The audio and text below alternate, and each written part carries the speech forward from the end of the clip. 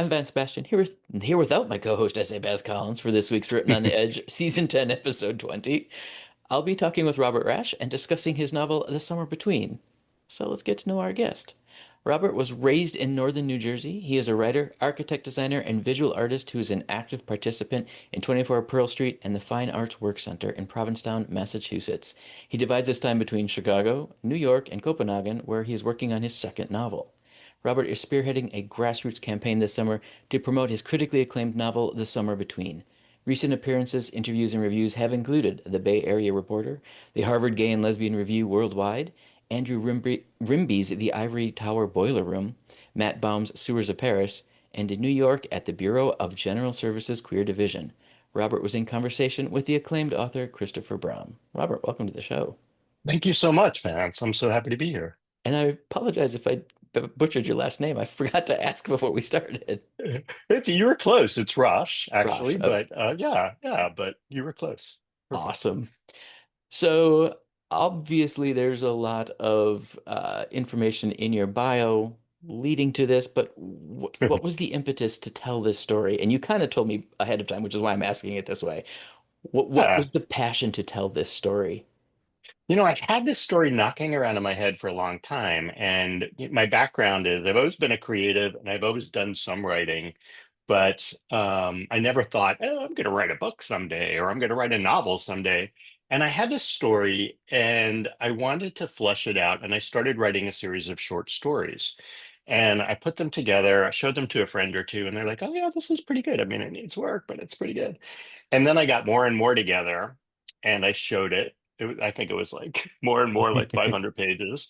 And I showed it to Christoper Bram, who is an old friend from New York, the Village. And I said, would you just take a look at a couple of pages and let me know if there's anything here? And he took a look and said, Robert, you're a writer and this should be published and it needs a lot of work. And that just, like, I sort of, I work in, sort of some good feedback accelerates my mission. So Nice. when I heard that, I decided to really hone and tell a story and then put a different spin on it and even make it, I would say it's about 25% based on aspects of my life and 75% fiction. Mhm. And the fun was really pushing the fiction part and coming up with these other, storylines and that sort of thing within the book. Nice. So it Yeah. is Pride season. Happy Pride to everyone who's listening and watching. Absolutely. It's an important this year. Really important. And Yeah, if I were to meet it you, always oh, is. let's say at Chicago Pride, and you had your book on a table in front of you, and I said, "Oh my God, this cover's beautiful. What's it about?" What would you tell me as your elevator pitch? Oh, that's great. It's a historical fiction and it's a coming of age story. I mean, conceptually, it's about vulnerability. It's really about the vulnerability of youth and how some adults prey upon young adults, no matter what their sexuality is. Um, and it's telling this coming of age story very loosely based on my favorite book growing up, which was Siddhartha by Hermann Hesse, Hmm. which is, yeah, it's this incredible book that was written, I think, in 1924 Oh wow. and by this German author. And it's about an Indian, Brahmin Indian young man who, during the course of the book and through this journey, finds his spirituality and who he is as an adult.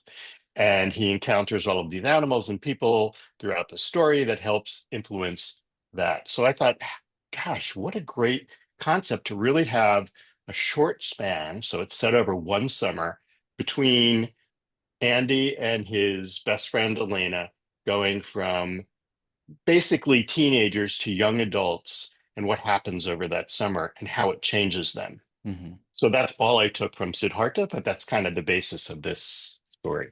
Love it. So you said historical, set in the late 70s? Yes, 1978. Okay. And was Yeah. there a reason you chose that era?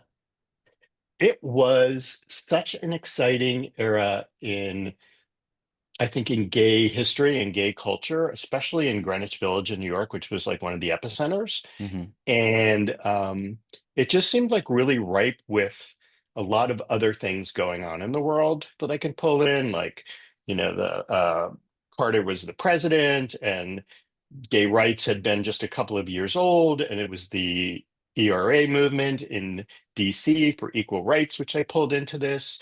And so there were other like little snippets of things that happened in a very volatile period of time. And it just seemed like a good background for someone coming to terms with their own sexuality when the whole world seemed like it was tumultuous, Right. kind of like it is now. You think? So A little bit. digging into that world building, why Greenwich Village? It has, I mean, I know it has its own personality, but what did that contribute to the story? It contributed. Well, I grew up in northern New Jersey, so we grew up as a family, Italian American family, going into the village and Little Italy for meals, restaurants. We were in the city. We call it the city instead Hmm. of New York because all the time it was just kind of our like playground, and it was such a hotbed of creativity at the time. It Hmm. still is, but it was really concentrated at that time with artists and poets and writers and painters. And it was just like, theater. It was just really exciting. So it was a combination of that and my knowledge of the village from my young adult life. Hmm. I went to school at Parsons, which was on 13th Street in the village. So I knew it really well, and it seemed like a good setting for the most of this story. Nice. So Yeah. digging into one of the storylines, and you just gave me another piece of it. Oh, Um, good. Andy's been guided by people through his journey. Starts with women, then there's a man. But you also just in your elevator pitch indicated there was also some praying. Can I ask about that guidance and the good and bad sides of it? You mean praying by adults? Like Yeah. by, yeah, yeah. Well, some of the people Andy encounters and Elena encounter are not good people, and they take advantage. So there are moments in the story, or chapters, scenes, as I call them in the story, where some perilous things occur.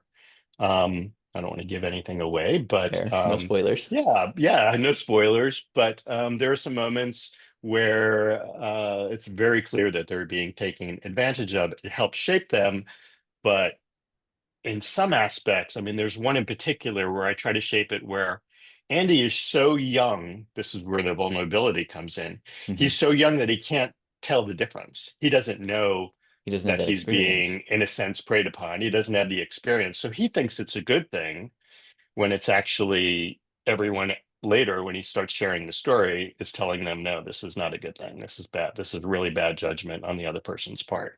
Right. So there's a lot of push-pull in the storytelling. Okay. And Yeah, Elena started as a girlfriend, right? correct. And she stuck with him after he came out to her? Yeah, that's the first chapter, so that's not a spoiler. Okay. But yeah, they've become allies in a sense, and they love each other. They have true love for each other, Hmm. and they just kind of proceed with their new situation, their new relationship. Okay. I love that. Yeah, so she's like his gal pal for the summer, and they learn together, which is wonderful. That is very I cool. wish I had had that at the time. I had girlfriends and friends like that, but that was really fun, sort of like building that relationship and building the characters, these quirky characters. Right. I know Yeah, that in my life, in that age era, it was hard to keep up with people. There was no such thing as social media. And so leaving my hometown, right. starting college, leaving college, starting a life in Wisconsin, I lost track of people. Yeah, I didn't have that. Nobody moved with me. So that's a very cool aspect. yeah, yeah. Are there any other people in the book, any other characters in the book that you want to highlight? Well, the mother is an interesting character, and she's very strong and somewhat independent. She's a single mom. So Andy is raised by primarily women Okay. in the book, which is, something I really wanted to push. His grandmother, his aunt, his mother, Elena is around him. So he's surrounded by women. There's one scene where they're in a restaurant and it's all of the women helping him decide about this college that he's procrastinating about.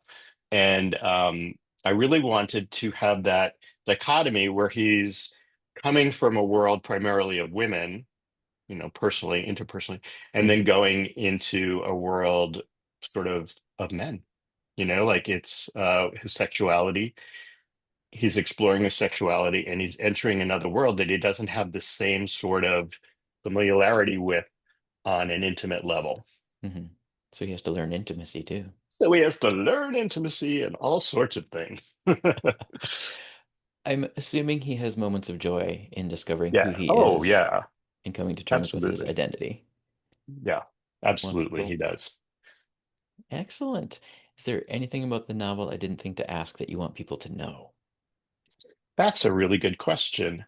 I think it's the feedback that I've been getting, and that's what's been so heartwarming, is that I don't know, I've gotten a lot of readers that are parents, Hmm. like straight male, heterosexual male parents and females, and they like it because they think, oh, if I knew this or knowing this, I will approach my child's sexuality or whatever they want to share with me differently. And I don't want them to feel like they have to hide something or they have to lie because that could permeate like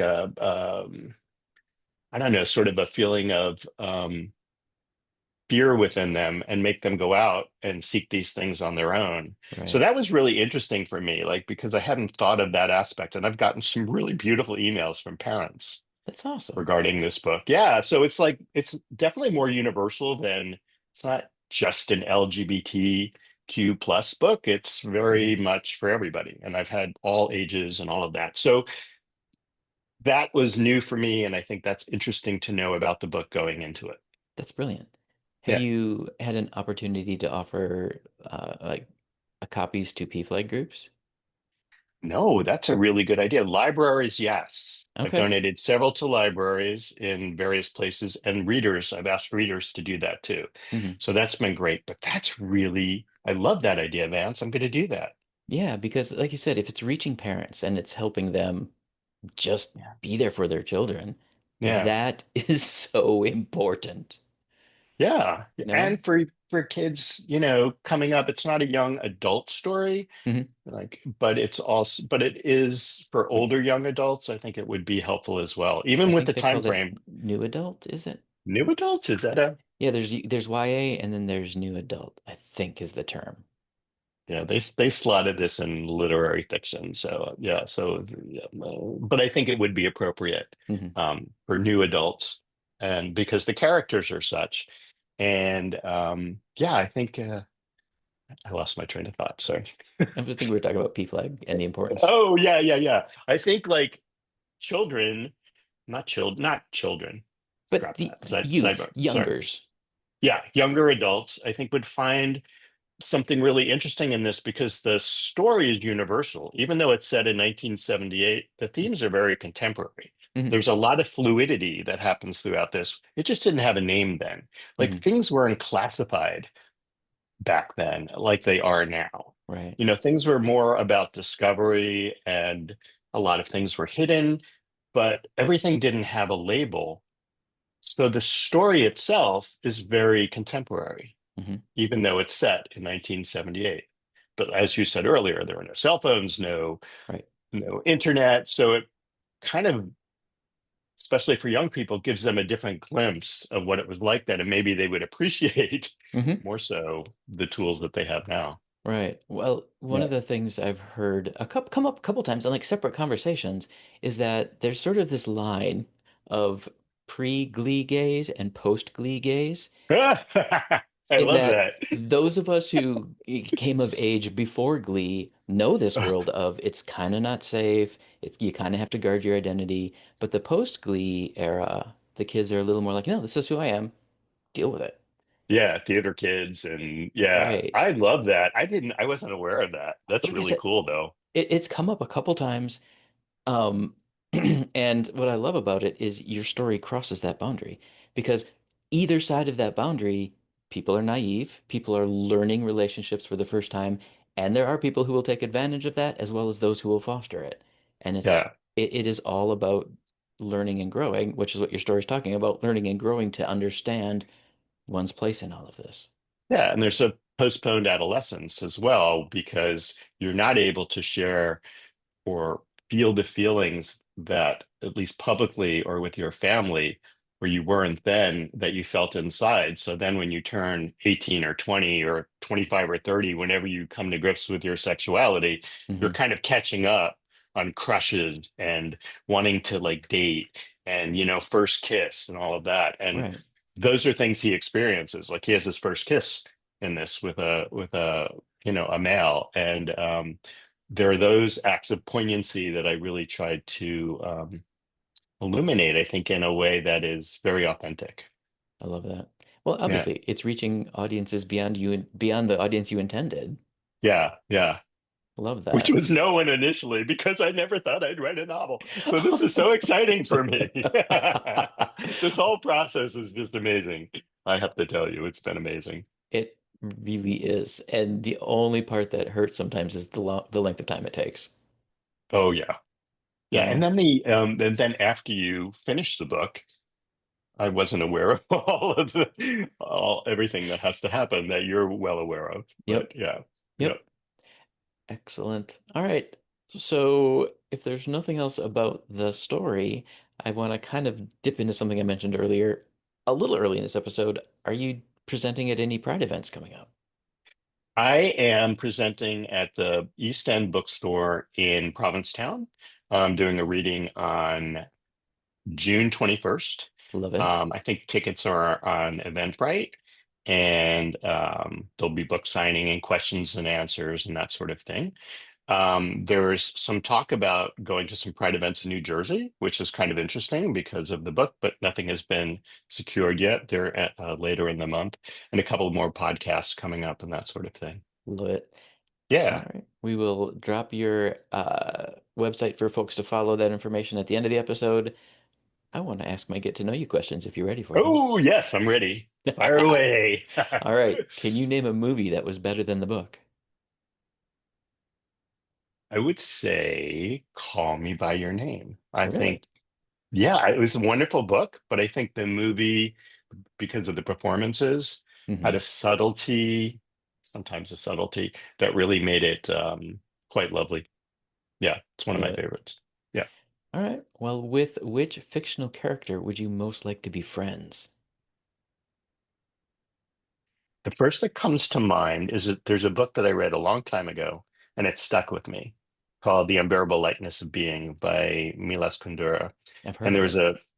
there's a character, Tomas, who's an intellectual, not necessarily, he kind of like rides this fine line where he's trying to have his entire life be light, but it's not. It's quite heavy, and he blurs the lines of not sexuality. He's married, but he has sex with a lot of women. But there's something about the way that character was written that made him so intriguing. I like complicated people, which is a problem sometimes in my own life. But I like and this is a very complicated, beautifully drawn character.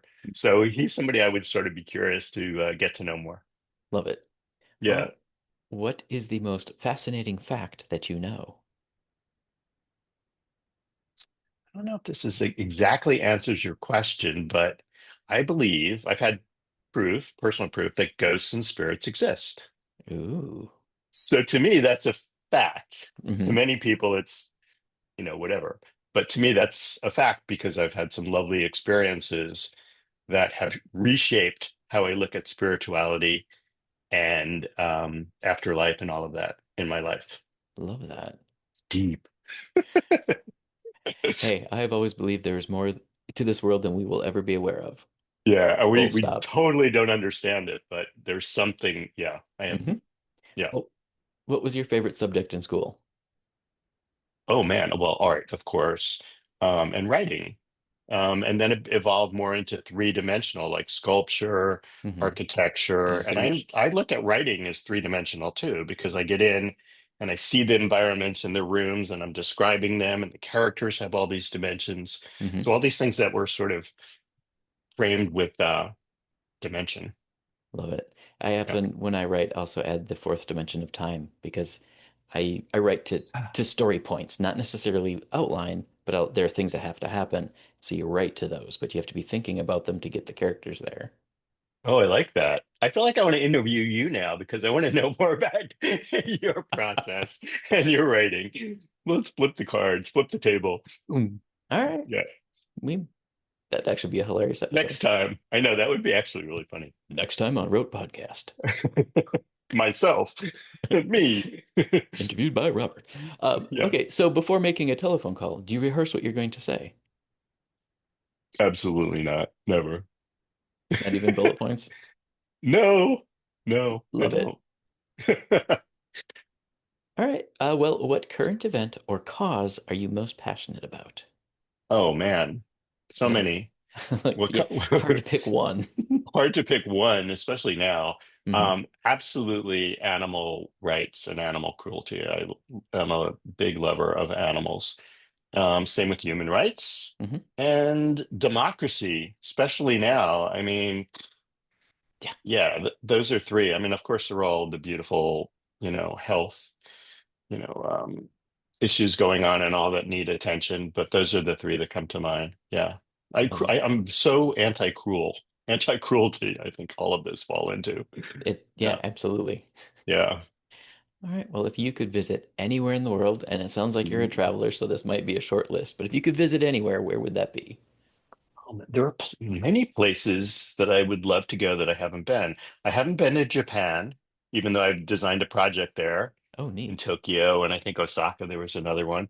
When you're a young architect, you don't get to go to the sites, actually see them, but you design them. I was in Seattle and then, that sort of thing. So Japan and Mexico City, I haven't been to. I really want to go there. Oh, and Iceland. So I have three. Yeah, Iceland's on Iceland, my. Mexico City, Japan. Are those on your list? I absolutely. So Let's go. Let's my go. husband, when he was in the Navy, was stationed at Yokosuka in Japan, and so he's Oh, always wanted to take wow. me. He's always wanted to show me Yes. the crazy of Tokyo. That's the best way to go. Hmm. Like with somebody that knows it. Yeah, you should Yep, definitely do that. yep. And Iceland is a personal thing, but I definitely want to go. Yeah, just to see what it's all about. It seems like another planet Exactly. and And kind.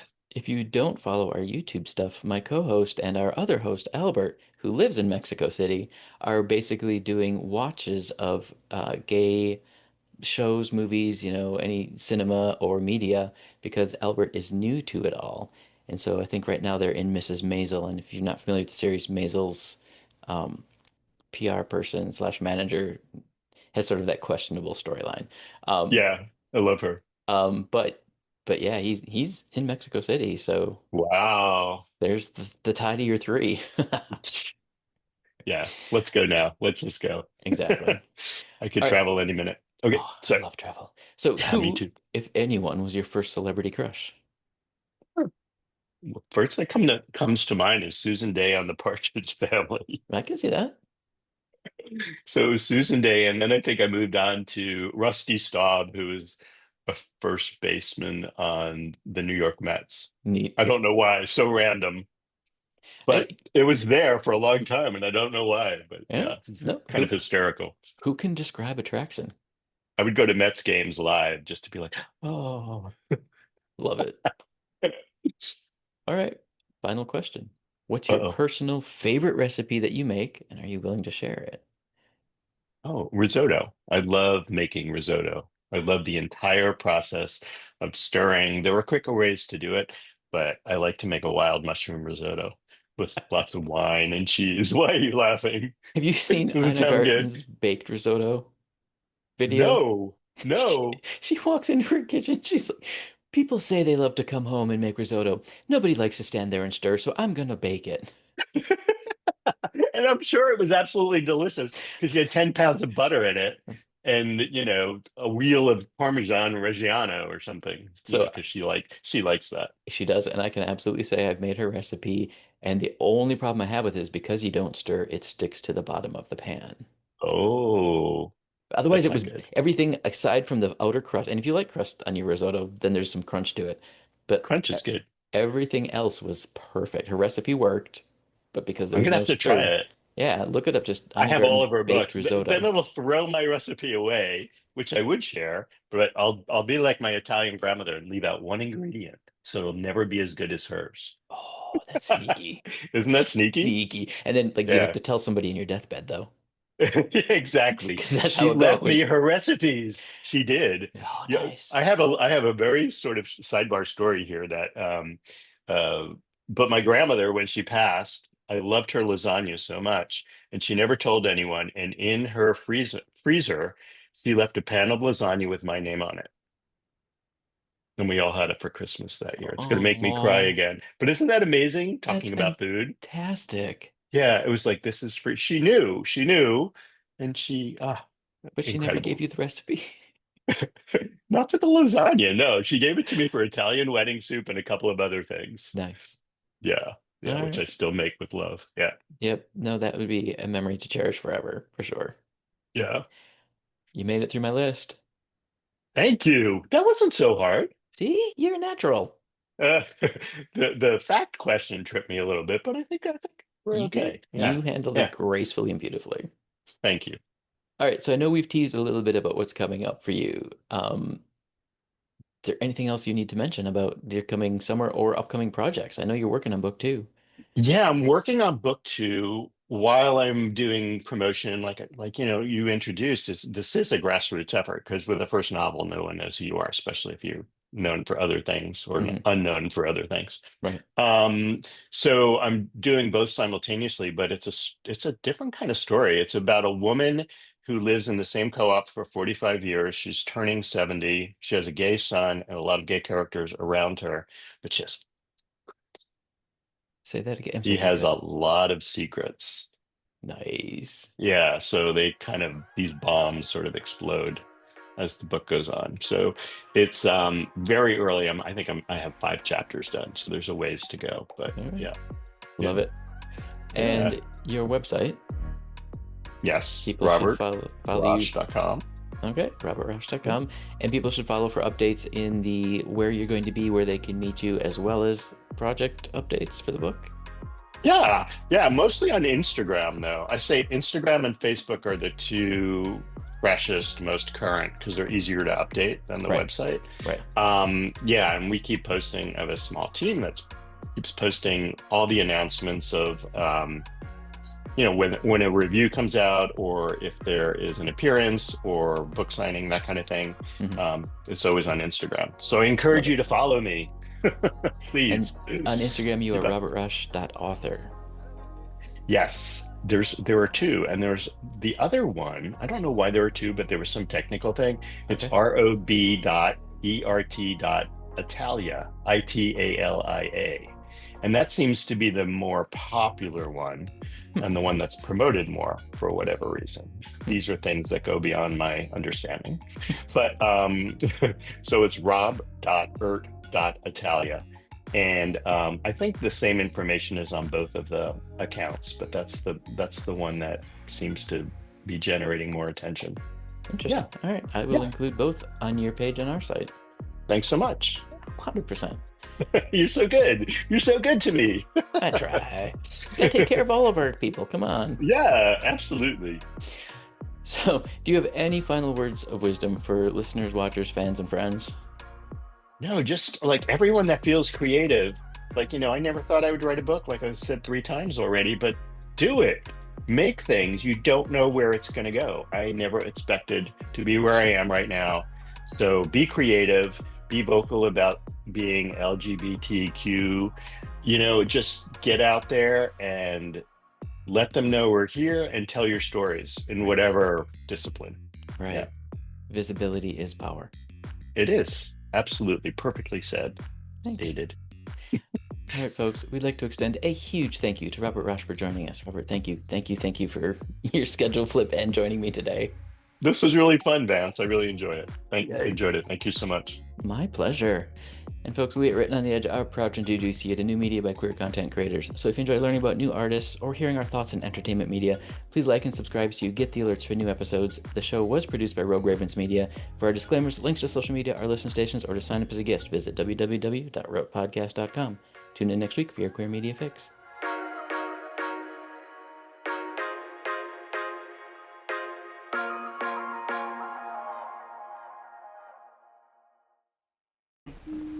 Oh, what's that? Closing time. The bums rush in melody, dear.